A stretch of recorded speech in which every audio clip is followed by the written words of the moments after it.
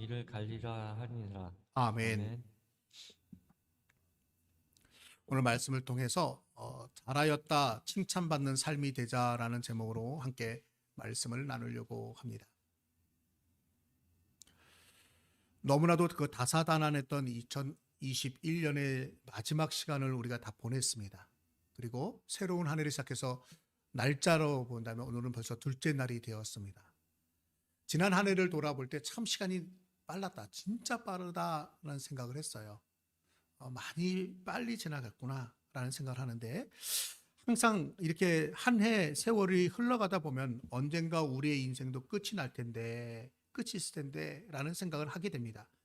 그럴 때 만약에 내가 내 인생이 끝날 때 후에 막심하면 어쩌나 하는 생각도 듭니다. 지난 2021년이 흘러갔습니다. 여러분은 어떤 생각이 드십니까? 근데 한 해가 지나가고 새로운 한 해가 될 때마다 드는 또 다른 생각은 뭐냐면, 와, 연말이 있기 때문에 참 좋다. 내 인생을 뭐가 끝이 있기 때문에 한 번씩 한 번씩 중간중간 인생을 반성하고 새롭게 정비할 수 있는 기회가 되기 때문에 좋다라는 생각을 하게도 됩니다.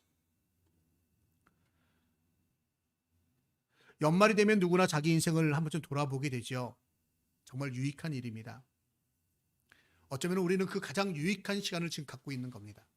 지난 2021년을 돌아보며 새롭게 시작하는 2022년 우리가 어떻게 살 것인가를 생각해 볼 수 있는 시간이죠. 그래서 아주 잘못되지 않게 조심하고 체크하고 또 바로잡을 수 있는 그러한 기회가 바로 이 시간입니다. 이런 질문을 드리고 싶습니다. 지난 2021년은 성도님들에게는 어떤 해였습니까? 공통적으로는 대부분 코로나로 인해서 쉽지 않은 시간들을 보냈습니다. 쉽지 않은 시간들을 보냈어요. 그러나 우리가 코로나 이야기를 하면서 코로나로 우리의 삶이 완전히 잠식되어져서 다른 평가 기준이 없어지고 다른 어떤 것들을 생각하지 않는다면 그것도 문제가 될 거예요. 코로나를 제외하고 2021년에 대해서는 여러분의 개인적인 삶에 대해서 어떻게 평가하십니까? 아니, 하나님은 나의 2021년을 어떻게 평가하시리라 여러분 생각하십니까? 저는 한 가지 소망이 있다면 저와 여러분 모두가 하나님 앞에서 모두 잘하였다라는 칭찬받기를 소망합니다. 근데 이게 소망일 뿐이지 어떨 때는요, 그렇지 못할 경우도 있잖아요.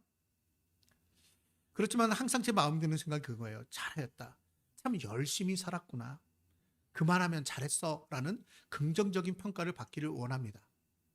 혹 부족한 부분이 있어서 좀만 더 잘했으면 하는 아쉬움이 남았다라고 한다면, 사실은 아쉬움이 남았다면 그것도 굉장히 중요한 나의 평가예요.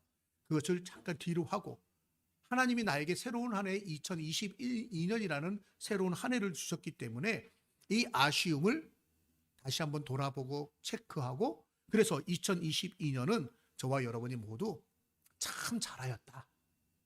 내가 스스로도 평가할 뿐만 아니라 더 나아가 하나님 앞에 너 참 잘하였다. 너 참 열심히 살았구나. 너 참 충성했구나. 너 참 최선을 다했구나. 너 내 마음에 쏙 든다. 라고 하는 그런 평가를 받는 금년 2022년이 되시기를 주님의 이름으로 축원합니다. 오늘 본문 우리가 잘 알고 있는 말씀이에요. 달란트 비유. 사실은 앞에 비유에 대한 내용의 후반 좀 빠지고 뒷부분, 이제 회계 결산하는 부분만 기록을 하고 있습니다. 오늘 같이 읽었습니다. 사실 마태복음 25장이라고 하는 성경은 어떤 성경이냐? 마태복음 24장에요. 마지막 때에 일어날 징조에 대한 이야기가 나옵니다. 마지막 때는 이런 일들이 있을 것이다 라고 하는 마지막 때에 대한 징조가 나오고요. 마태복음 25장으로 넘으면 세 가지의 비유가 나옵니다.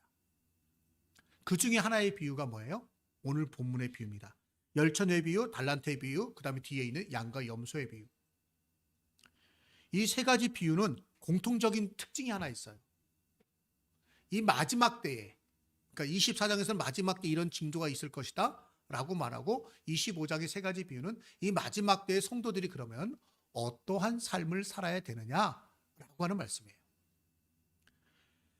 인생에는 종말이 있습니다. 개개인에게도 종말이 있고요. 인류 역사도 종말이 있습니다. 우리 생전에 예수님이 재림하면 개인의 종말과 역사의 종말이 동시에 닥쳐오게 될 것입니다. 그리고 우리의 생전에 예수님이 재림하지 않으시면 개인의 종말이 먼저 닥쳐오게 될 것입니다. 어떤 경우든 중요한 것은 우리 인생의 종말이 있다라는 사실입니다. 근데 그 종말에는 심판이 있다라고 성경은 기록합니다. 히브리서 9장 27절에 한 번 죽는 것은 사람에게 정하신 것이요 그 후에는 심판이 있다라고 말하고 있습니다. 물론 우리 그리스도인들에게는요 영원 지옥 형벌을 당하는 정죄 심판은 없어요. 왜요? 우리가 예수 그리스도를 믿고 구원받았기 때문입니다. 예수 그리스도의 대속의 십자가 은혜로 말미암아 예수를 믿고 구원받아 하나님의 자녀가 되었기 때문에 우리는 지옥 형벌의 정죄는 면제되었습니다. 또한 하나님의 자녀가 되어서 영원한 하나님의 나라를 유업으로 받게 되었습니다.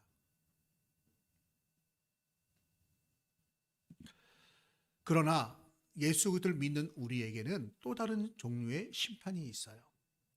우선 우리의 신앙생활에 대한 평가요 하늘나라의 영원한 상급을 위한 상급의 심판입니다.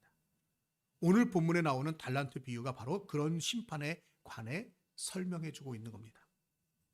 우리는 이러한 심판에서 하나님의 인정을 받고 또 칭찬을 받는 그러한 성도님들이 되시기를 먼저 축원합니다.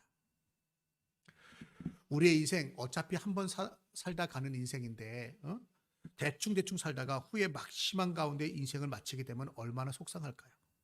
내 인생은 나의 것이라고 생각하면서 내 멋대로 내 마음대로 살다가 내 인생의 주인 되신 하나님이 우리의 인생을 정산하자고 한다면 얼마나 후회가 될까요? 저는 저와 여러분이 우리의 인생의 종말을 맞이하는 순간 사도 바울 같은 그런 고백이 있기를 원합니다. 사도 바울은 이런 고백을 했거든요. 디모데후서 4장 7절 8절에서 내가 선한 싸움을 싸우고 나의 달려갈 길을 마치고 믿음을 지켰으니 이제 후로는 나를 위하여 의의 면류관이 예비되었으므로 주 곧 의로우신 재판장이 그날에 내게 주실 것이니 내게만 아니라 주의 나타나심을 사모하는 모든 자에게니라. 사도 바울이 자기가 죽을 날이 얼마 남지 않은 걸 알면서요 그의 마지막 종말을 맞이하는 자세예요. 내가 선한 싸움을 싸우고 나의 달려갈 길을 마치고 믿음을 지켰으니, 여기에 사도 바울의 마음이 있는 거잖아요. 자기 스스로를 평가하는 거예요. 나 참 잘했다. 그래도 나 진짜 충성했어. 나 진짜 최선을 다했어. 나 믿음을 지켰어. 스스로가 스스로에게 평가를 하는 거예요. 그러면서 마지막 때 내 인생이 마쳤을 때 내게는 의의 면류관이 예비됐는데 그때 의로우신 재판장이라고 예수님을 표현해요. 의로우신 재판장 주님이 그날에 내게 의의 면류관을 주실 거예요. 재판하신단 말이에요. 심판하신다는 거죠. 저는 저와 여러분이 이런 사도 바울과 같은 멋진 인생, 아름다운 생애를 살기 위해 어떻게 해야 될 것인가를 오늘 본문 달란트 비유를 통해서 한번 생각해 보려고 합니다. 달란트 비유 내용이 어떻게 시작되나요? 어떤 사람이 외국에 가면서 종들을 불러서 자기 재산을 맡기잖아요. 예수님이 비유를 말씀하실 때는 그냥 전혀 상관없는 이야기라는 게 아니라 그 당시에 사람들이 자주 보고 듣고 하는 생활 속에 있는 것을 들어서 비유로 이야기를 하셔요. 당시 예수님 당시는 이런 일이 종종 있었다는 겁니다. 예수님이 살고 있던 팔레스타인 지역, 유대 지역은요 로마 식민지였습니다. 그래서 귀족들이 로마의 원로원에 가서 분봉왕의 직위를 받아 오곤 했어요. 지금으로 말하면 그 지역의 한 영주, 그 지역을 다스리는 책임자가 되는 거죠. 분봉왕. 성경엔 분봉왕이라는 표현돼요. 그래서 분봉왕이 되려면 로마의 원로원에 가서 거기서 임명장을 받아갖고 와야 되는 거예요. 그러니까 타국에 가서 멀리 갔다가 오는 경우들이 있더라는 겁니다. 그게 종종 있어요. 유대 사람들은요 그런 경험이 있어요. 아, 지금 무슨 상황이구나. 주인이 간 것은 그냥 간 게 아니라 정말 자기를 받아가지고 왕이 돼서 우리를 다스린 자로 진짜 반드시 돌아오는구나. 이것을 그들이 경험으로 알고 있어요. 예수님이 그 경험을 비유로 하는 거예요. 주인이 타국에 갔다. 근데 그동안에 반드시 올 거니까 잠깐 누군가의 관리를 맡기는데 그 집에 3명의 종들에게 각각 1달란트, 2달란트, 5달란트를 맡기셨다는 겁니다. 달란트는 금의 무게입니다. 1달란트라고 할 때 금은 금의 무게이면서 여기는 화폐 무게이기도 합니다. 화폐 단위이기도 합니다. 1달란트는 6천 데나리온입니다. 근데 1데나리온이 얼마냐면 노동자 하루 품삯입니다. 쉽게 말하면 1달란트는 노동자가 6천일 정도 일해야 벌을 수 있는 돈이에요. 약 20년 정도 일해야 되는 거예요. 그러니까 20년간 모아야 되는 그 돈을 종들에게 맡긴 거예요. 한 종에게는 20년치, 한 종에게는 40년치, 한 종에게는 100년치. 그러니까 평생 벌 돈을 맡기시고 간 거예요. 주인은 이렇게 종들에게 달란트를 맡긴 후에 먼 길을 떠났고 종들은 어떻게 했나요? 5달란트 받은 종, 2달란트 받은 종은 오늘 본문 이전에 16절과 10절을 보니까 즉시 나가가지고 장사를 해서 남겼어요. 근데 1달란트 받은 종은 남기지 않았습니다. 땅속에 파묻었다 갖고 왔습니다. 주인에게 정산을 받습니다. 오늘 본문이 그 정산하는 내용이에요. 그래서 1달란트, 2달란트, 5달란트 받은 종은 칭찬받고 1달란트 받은 종은 책망받고 쫓겨납니다. 이 비유 가운데 주님은 비유기 때문에 어떤 것이 어떤 것을 상징하는가 알레고리적인 해석이라고 얘기를 하죠. 주인은 예수 그리스도를 가리킵니다. 먼 길을 떠나는 것은 부활 승천한 것을 말하고 종들은 교회와 그리스도인들 우리 성도들을 말하며 달란트는 하나님이 각 사람에게 맡겨주신 재물이나 재능이나 은사나 또 다른 인간들의 우리들이 가지고 있는 모든 것들 우리의 모든 조건들을 가리킵니다. 오랜 후에 주인이 돌아왔다라고 하는 것은 예수님의 재림을 의미하는 것이고 회개한다라고 하는 것은 뭐예요? 정산하는 것은 주님의 심판이에요. 이 달란트 비유는 예수님 당시 그때만 있었던 일로 말씀하는 것이 아니라 오늘 사는 우리에게 주시는 말씀이라는 겁니다.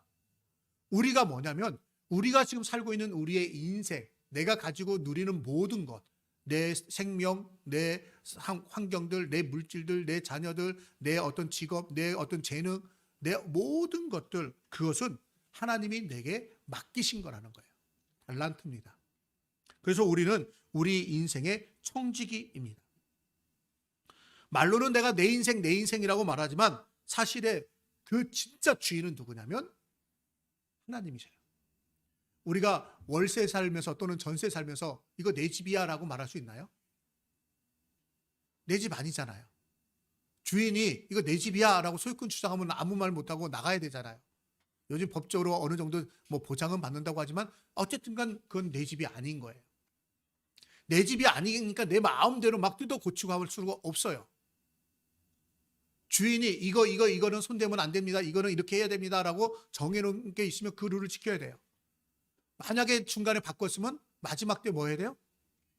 주인이 원한 대로 다시 해놔야 돼요. 원상복구 해놔야 돼요. 우리는 그 사실을 알고 있단 말이에요. 우리의 인생은 내가 주인이 아닙니다. 내가 주인처럼 생각하지만 우리의 인생은요 하나님의 것입니다. 하나님으로부터 모든 것을 받았다가 또 모든 것을 반납하고 떠나는 게 우리의 인생입니다. 그래서 우리는 겸손히 인정해야 됩니다. 내 인생은 나의 것이 아니라 내 인생은 하나님의 것이다. 사도 바울은 고린도전서 4장 7절에 이렇게 말씀합니다. 누가 너를 구별하였느뇨? 내게 있는 것 중에 받지 아니한 것이 무엇이뇨? 내가 받았은즉 어찌하여 받지 아니한 것 같이 자랑하느뇨? 이해되시죠? 너가 받은 것 중에 안 받은 게 뭐 있어? 다 받은 거잖아. 육체적으로 보면 부모님을 통해서 내가 태어난 거고요. 근데 그 생명은 하나님이 주인이십니다. 내가 받아 누리고 있는 모든 것 누군가로부터 받은 거예요. 내가 열심히 일해서 벌었는데요. 열심히 일할 수 있는 건강을 주신 것도 하나님이시고 대가를 받았어요. 그런데 왜 너는 내가 아무한테도 안 받은 것처럼 처음부터 본래적으로 내 것인 것처럼 자랑하느냐? 자랑하지 마라고 이야기를 하고 있는 거예요. 가장 기본 전제가 그렇습니다. 하나님 앞에 잘하였다 칭찬받는 삶의 가장 기본 전제는요. 내 것이라고 주장하지 않는 거예요. 모든 것의 소유권을 하나님 앞에 인정하고 돌려드린 데부터 시작합니다. 우리는 누구나 일생을 살아간 후에 하나님이 맡기셨던 것에 대한 엄정한 평가를 받게 됩니다. 그때 우리가 잘하였도다 이런 칭찬을 받아야 하지 않을까요? 과연 가능하겠습니까? 여러분 하나님 앞에 잘했다 칭찬받을 자신이 있으십니까? 혹시 자신이 없다면 다시 한번 우리가 다짐하며 결단하며 소망하며 우리가 말하기 원합니다. 가능하다. 나는 하나님 앞에 잘하였다 칭찬받을 수 있다 라고 여러분 고백하시고 믿으시기 바랍니다. 왜요? 오늘 본문에서 그 비결을 우리에게 알려줘요. 그 비결은 그렇게 어렵지가 않습니다. 참으로 감사한 것은 하나님의 평가 기준이 세상의 평가 기준과 다르다는 겁니다. 마지막 하나님 앞에 섰을 때 하나님이 우리를 평가하실 때 평가 기준이 우리가 지금 세상에서 살고 있는 평가 기준과 다르다는 거예요. 세상은 한마디로 말하면 상대평가입니다. 그래서 줄을 세워요. 그리고 비교해요. 그리고 순위를 매깁니다. 1등, 2등, 3등. 내가 다른 사람보다 잘하냐 못하냐가 상대적으로 일 수 있잖아요. 내가 딴 사람보다 잘하지만 또 어떤 누군가보다는 못할 수 있어요. 그럼 이 중간에 있는 사람은 뭘까요? 잘하는 사람입니까? 못하는 사람입니까? 세상에서는요, 너 못하는 사람보다 잘하는구나 라고 칭찬해주고 인정해주질 않아요. 야, 옆집에 누구는 어떤데 너는 왜 이러니? 이런 식이에요. 누군가 비교해서 열등하게 전부 치부해버립니다. 그러다 보니까 세상에서 1등은 하나밖에 없는 거예요. 안타깝게도 2등, 3등은요, 자기는 못한다고 생각을 해요. 올림픽이나 월드컵 나갔어요. 1등 한 사람, 2등, 그래도 2등, 3등까지는 금메달, 은메달, 동메달 땄다 그러면 그런 대로 칭찬해주고 박수를 쳐줘요. 그런데 4위 한 사람은요, 주목도 안 해줘요. 예선전에 탈락했어요. 그럼 어떻게 해요? 너는 우승할 줄 알았는데, 너는 1등 금메달 딸 줄 알았는데 예선전에 탈락해서 그러면서 뭐요? 막 비방해요. 손가락질해요. 그 사람이 못하는 건가요? 아니잖아요. 우리나라를 대표해서 나갈 만큼 우리나라에서는 탑이에요. 근데 세계 무대에서는 탑을 못한 거예요. 근데 우리의 평가 기준은 상대평가라는 거예요. 너 누구보다 못했지? 라는 거예요. 하나님께서 우리를 상대평가하신다면 우리는 정말 뭐라고 표현할 수 없을 정도로 슬프고 안타깝고 그럴 겁니다. 우리의 인생이 허무합니다. 상대평가할 거라면 내가 모든 전 인류 가운데 1등 하지 못할 거라면 그냥 마음대로 마음껏 살아야죠.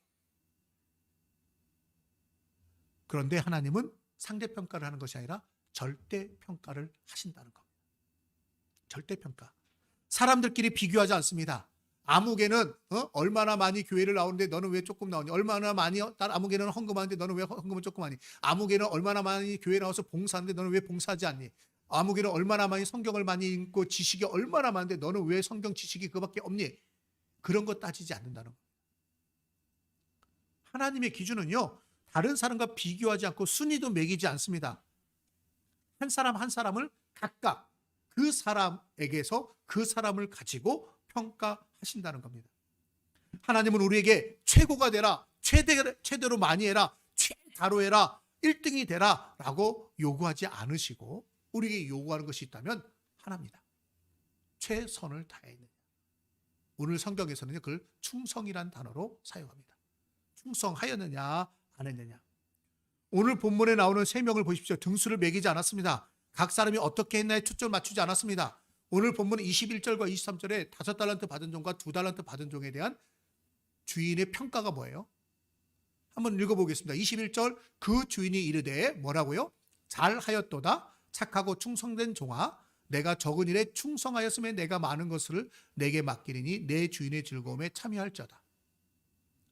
23절에 있는 평가 구절이 토시 하나 안 틀리고 똑같이 기록되어 있습니다. 여러분, 여기에 평가에 대한 단어가 있으면 뭐예요? 내가 적은 일에 충성하였음에, 이게 평가를 말하는 단어잖아요. 평가가 충성했다는 거예요. 야, 너 충성했구나. 적은 일에 충성했다라고 해요. 이건 주인의 입장에서 볼 때는 적은 일이에요. 주인은 모든 것을 갖고 있는 사람인데 그 조금 준 거? 그거 내가 볼 땐 나한테는 조금밖에 안 돼. 근데 5달란트 받은 종의 입장에서는 그게 적은 일인가요? 내가 100년이나 일해야 벌을 수 있는 돈을 갖다가 내게 맡기셨는데 적은 일은 아니에요. 2달란트 받은 종은 적은 일인가요? 그것도 적은 일 아니에요. 주인의 입장에서는 아무것도 아니에요. 그게 내가 너한테 많이 맡겼는데 왜 이거밖에 못했어? 이렇게 말하지 않는다는 거예요. 주인의 입장에서는요, 다 도토리 키재기예요. 주님이 우리에게 맡기신 것은요, 우주를 다스려야 될 권세를 주신 거 아니란 말이에요. 내 인생을 내가 맡기셨어요. 근데 내 인생은 나의 입장에서 보면 전부예요. 어린아이가 가지고 있는 것과 어른이 가지고 있는 것은 달라요. 직장에 막 취업한 신입사원이 가지고 있는 것과 그 직장의 사장이나 회장이 가지고 있는 권세와 모든 부와 모든 여건은 전혀 달라요. 그러나 각자의 입장에서는 전부 다 그게 최고예요. 주님의 입장에서 보면요, 아무것도 아닌 거예요. 주님은 너가 얼마나 많이 남겼냐, 얼마나 많이 그것을 가지고 투자했느냐, 이것 따지지 않는다는 거죠. 뭐 했다고요? 충성했니 안 했니? 착하고 충성된 종아. 하나님이 우리에게 평가를 원하는 것은 오직 하나입니다.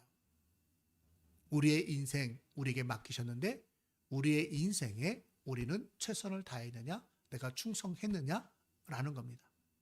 내게 맡기신 것, 달란트가 영어로는 탤런트로 나오죠. 탤런트가 재능이라는 의미로 있는 것처럼 내게 맡기신 모든 것들을 우리는 얼마큼 최선을 다했느냐. 그래서 이런 질문을 다시 하게 되는 겁니다.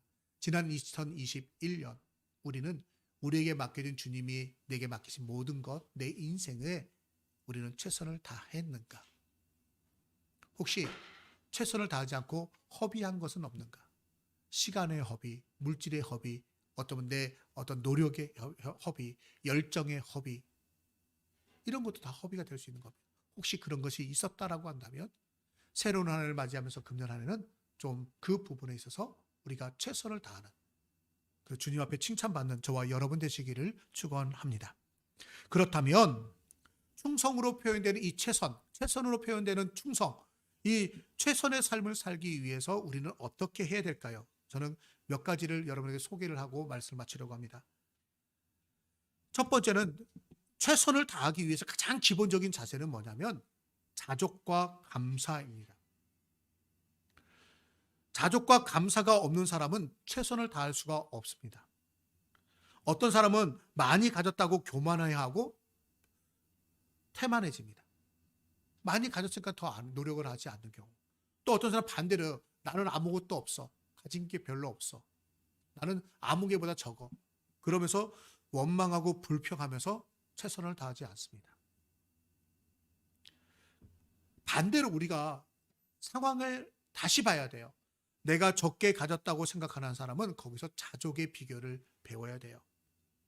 가만히 따져보면 하나님이 충분히 주셨습니다. 5달란트, 2달란트, 1달란트 받은 종이 왜 충성을 다하지 않았을까요? 주인은 굳은 사람이라 주인에게 화가 난 거예요. 왜? 아무개는 5달란트, 아무개는 2달란트. 근데 왜 나는 1달란트야? 나는 걔네들보다 못해? 왜 나를 이렇게 무시해? 왜 나한테 조금밖에 안 맡겨? 라고 생각한 것일 겁니다.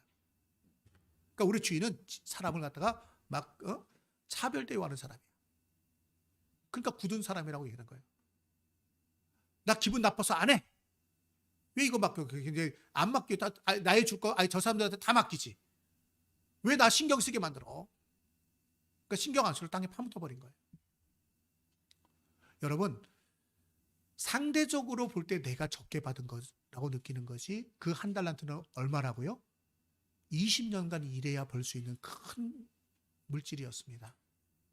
내게 맡기신 것 내가 없다고요? 아니요. 다른 나보다 많은 사람에 비해서 보니까 내가 적게 느껴지는 거지, 나보다 적게 받은 사람들이 얼마나 많은지 몰라요. 건강이 안 좋은 사람도 얼마나 많은지 모르고요. 경제적으로 어려운 사람도 얼마나 많은지 모르고요. 또 삶의 문제가 여기저기서 터져나오는 사람들이 얼마나 많은지 몰라요. 가정에서도 마찬가지죠. 더 힘든 문제를 갖고 있는 사람들도 얼마나 많은지 모릅니다. 오늘 내 이 삶 속에서 이것이 오늘 나의 나 된 것은 다 하나님의 은혜라고 생각을 하며 분명히 하나님의 뜻이 있어요. 그 속에서 자족의 비결을 먼저 배워야 합니다. 다른 사람과 비교하니까 적다 많다 하는 것이지 하나님 앞에서는 그만큼 주신 것도 감사한 일이고 하나님 앞에서는 다 적은 겁니다. 그러기에 우리는 자족해야 합니다. 그러므로 우리는 주어진 대로 감사하고 자족해야 됩니다. 많이 가졌다고 교만하면 안 됩니다. 돈만 갖고 생각해서 때로는 섭섭한 생각이 들 수도 있는데 사실 돈 외에 시간, 건강, 재능, 지위, 직분 등 여러 가지로 감안하면 하나님은 우리에게 주실 만큼 주셨어요. 내가 딴 사람보다 물질은 좀 부족하지만 내게는 행복한 가정이 있어. 내게는 정말 자녀가 있어. 어떤 집은 돈은 많은데 애를 낳고 싶어도 애를 못 낳아가지고 저렇게 고민하는데 나는 있잖아. 어떤 사람은 좀 힘들고 어려운 시기에 지금 일할 자리가 없는데 하나님은 그래도 내게 일할 자리를 주셨잖아. 일하고 싶은데 어떤 사람은 직장은 있는데 지금 몸이 아파가지고 건강이 안 좋아서 출근도 못하고 있는데 나는 그래도 건강하잖아. 여러분 조금만 바꿔보면 그래도 비교해보면 내게도 다른 사람이 갖지 않는 것들이 있더라라는 것입니다. 내게 없는 것을 바라보면서 불평하고 원망하면서 지내는 것이 아니라 자족할 때 그때 우리는 뭐예요? 그 있는 것에서부터 최선을 다할 수 있습니다. 그 있는 것에서 우리는 충성을 다할 수 있습니다. 그래서 내 마음에 자족하는 마음 그리고 감사하는 마음이 언제나 있기를 원합니다. 그렇다면 그렇게 시작된 삶에 우리가 정말 최선을 다하려면 어떻게 해야 될까요? 작은 일에도 성실히 하는 것입니다. 대개 작다고 생각하면 무시하고 소홀히 여기기가 쉽습니다. 한 달란트 받았던 종의 실책이 바로 이와 같다고 말할 수 있습니다. 2달란트 받았던 종도 어쩌면 작다고 느낄 수 있었어요. 5달란트 받은 종에 비해서 자기는 적게 받은 거잖아요. 그런데 그가 나 이거 왜 이렇게 5달란트 받은 종 아무개보다 난 조금 했겠지? 하고 자기 것을 적다라고 느꼈다라고 하면 이 사람도 최선을 다하지 않았을 거예요. 근데 상대적으로 분명히 적은 건 적은 거예요.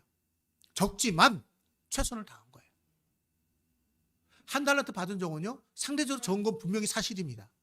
그러나 그 집에 그 정도의 돈을 맡길 정도라면 하인이 얼마나 많았을까요? 종들이. 주인이 100년치 월급, 40년치 월급, 20년치 월급을 갖다 이렇게 맡길 정도로 주인이 맡기고 할 정도라면 그 집에 하인이 얼마나 많을 거나 생각해 보자는 거예요. 그럼 다른 하인들, 다른 종들에게 맡기셨나요? 안 맡겼잖아요. 그들에 비해서는 많이 맡긴 거란 말이에요. 그런데 자기는 나보다 많은 사람들에 비해서 나는 적어라고 생각해서 아무것도 안 하는 거예요. 여러분, 작은 건 사실이에요. 객관적으로 내가 볼 딴 사람보다 분명히 작은 건 사실이에요.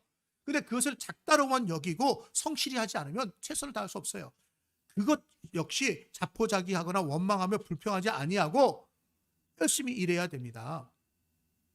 23절에 2달란트 받았던 종에게 그러잖아요. 똑같이 아까 읽었던 말씀이요. 착하고 충성된 종아, 너가 적은 일에 충성하였음에 그래 너 적은 거 맞아. 근데 충성했어? 잘했어. 이야기하는 거예요. 잘하였도다. 칭찬하는 겁니다. 하나님은 적은 일, 작은 일에 충성하는 사람을 기뻐하시고 그것을 통해 큰 일을 하시기 원하십니다. 오병이어의 기적이 바로 그런 거 아닐까요? 오병이어의 기적은 뭐예요? 작은 거를 했어요. 작은 거. 많은 사람에게 먹이기를 원하셨어요. 근데 제자들이 할 수 있는 그 모든 것을 감당할 수 있는 일이 아니에요.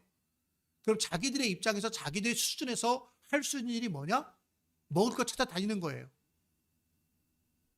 그런데 한 명 안드레가 자그마한 도시락 하나 갖고 온 거예요. 그가 할 수 있는 일은 그거밖에 없었던 거예요. 돌아다니고 딴 사람은 벌써 도시락 싸워서 다 먹고 애 하나가 놀다가 못 먹고 있었는지 뭐 있는지 배가 불러서 안 먹었는지 뭔지 모르겠지만 자기 도시락 하나 있는 거 그 도시락 하나 갖고 왔어요. 안드레가 할 수 있는 최선이 그거였던 거예요. 그거를 누구 코에 붙입니까? 그 적은 일이 분명해요. 적은 일이에요. 작은 일이에요. 적은 일일 수도 있고 작은 일일 수 있습니다. 주님 앞에 갖고 왔어요. 돌아다녀 봤는데요. 나는 내가 할 수 있는 최선을 다했는데 이거밖에 못했어요. 주님이 뭐라고 평가하십니까? 여기 먹어야 될 사람이 몇 명인데 이거밖에 안 갖고 왔어. 야단치시나요?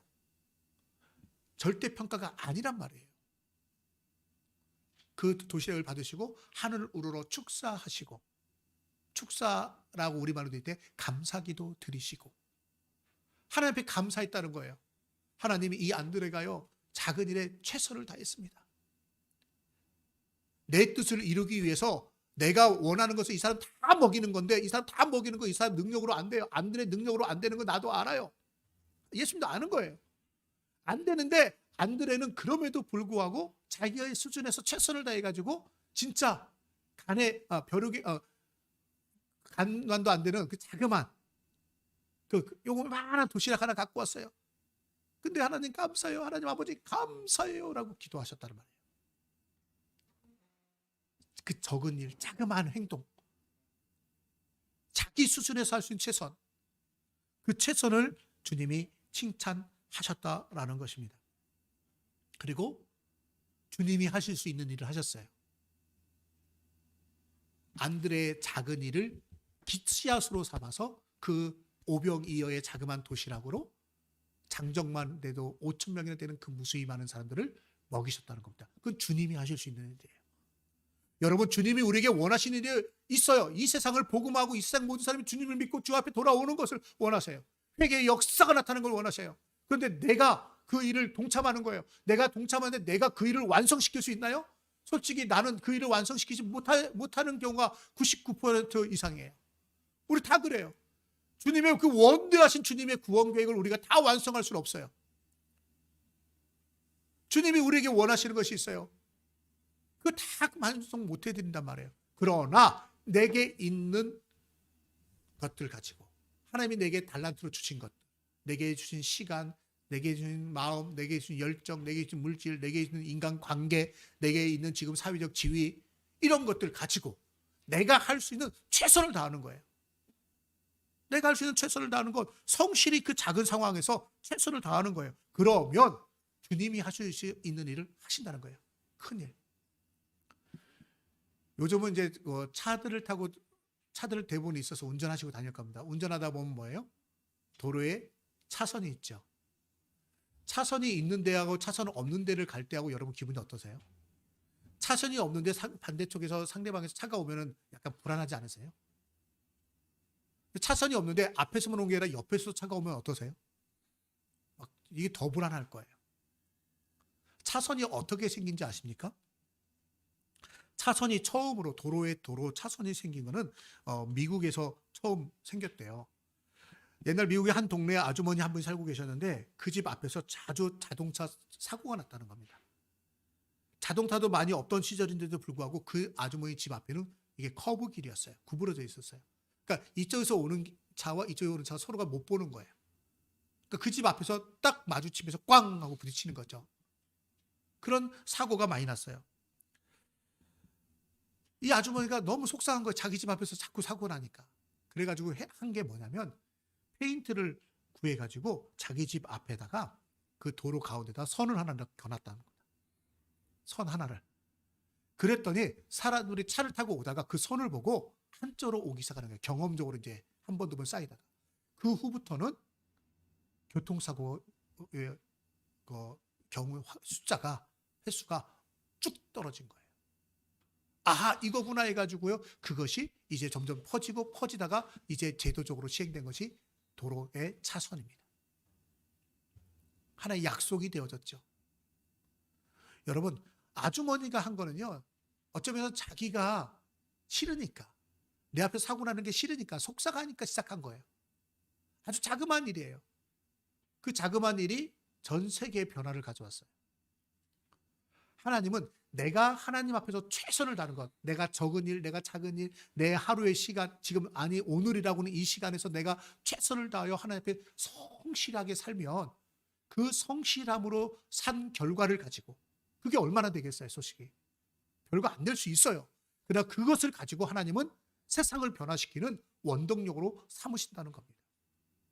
그러기에 저와 여러분이 오늘 나의 삶 속에서 작은 일에 성실히 행함으로 말미암아 하나님 앞에서 하였다 최종적인 심판을 받는 저와 여러분 되시기를 바랍니다. 또 최선을 다하는 삶이란 건 어떤 삶이냐? 누가 보든 안 보든 잘하는 거예요.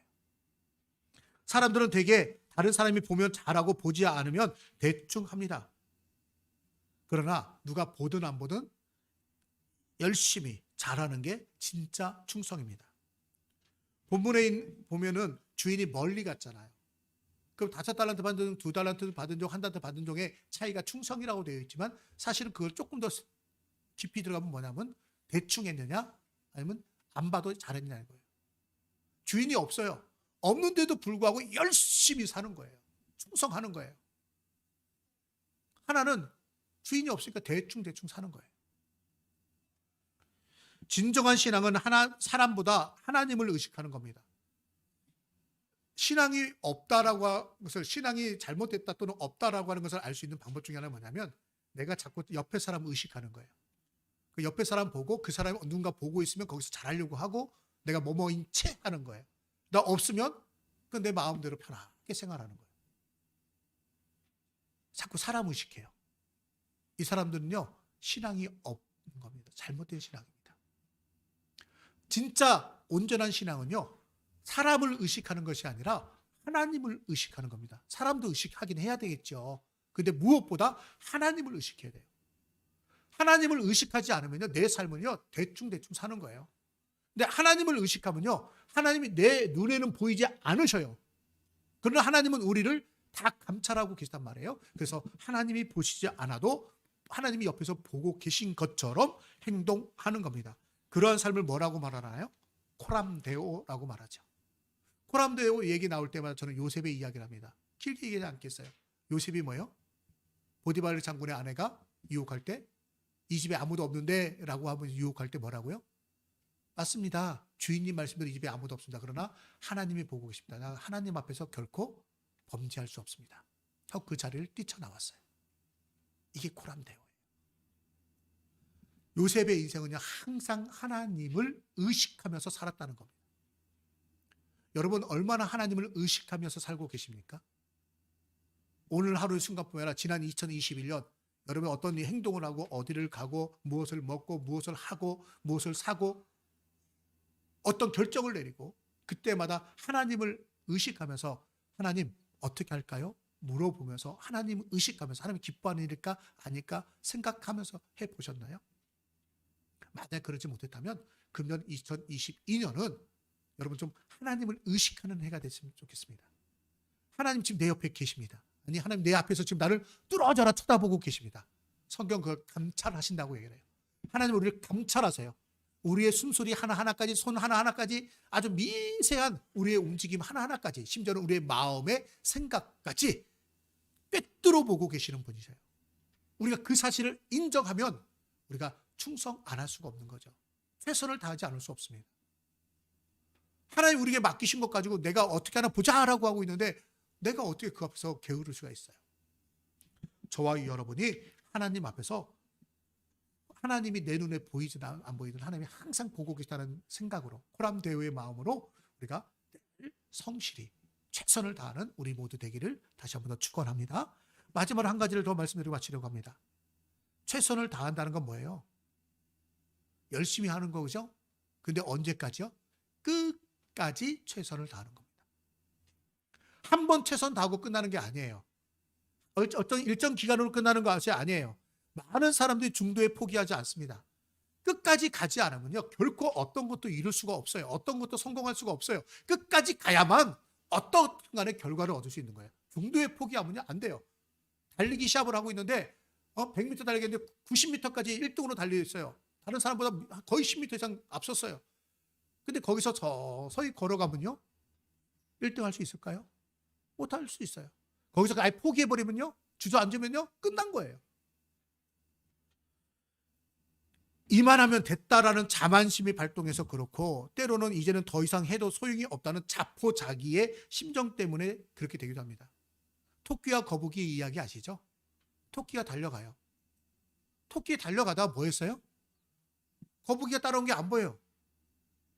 이거 당연히 내가 1등이야. 그래서 중간에 뭐 했다고요? 잠잤대잖아요.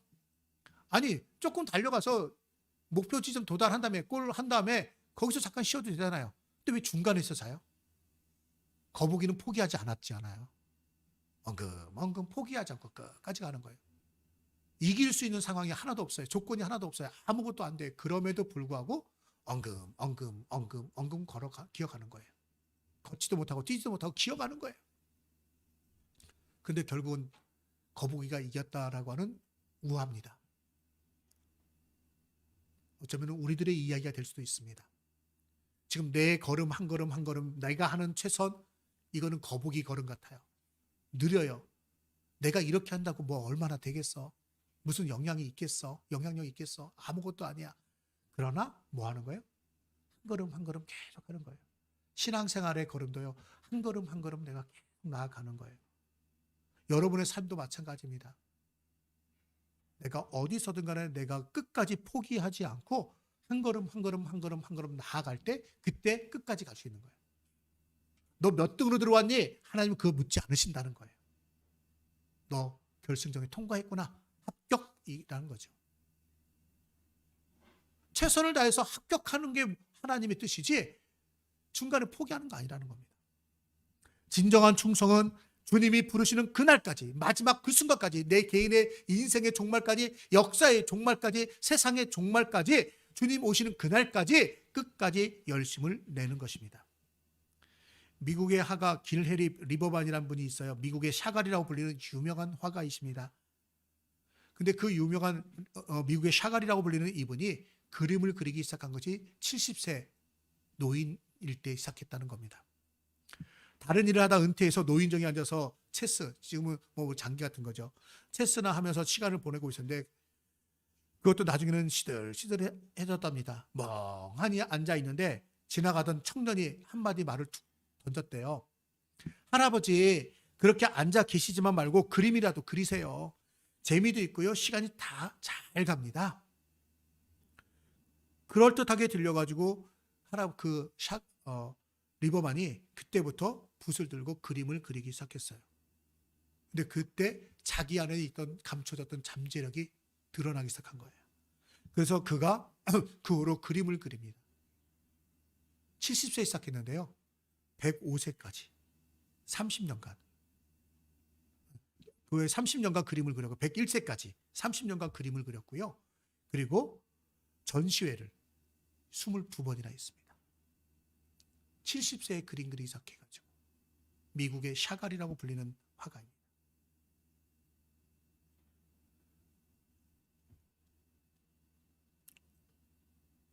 우리의 인생 어떻게 될지 모릅니다.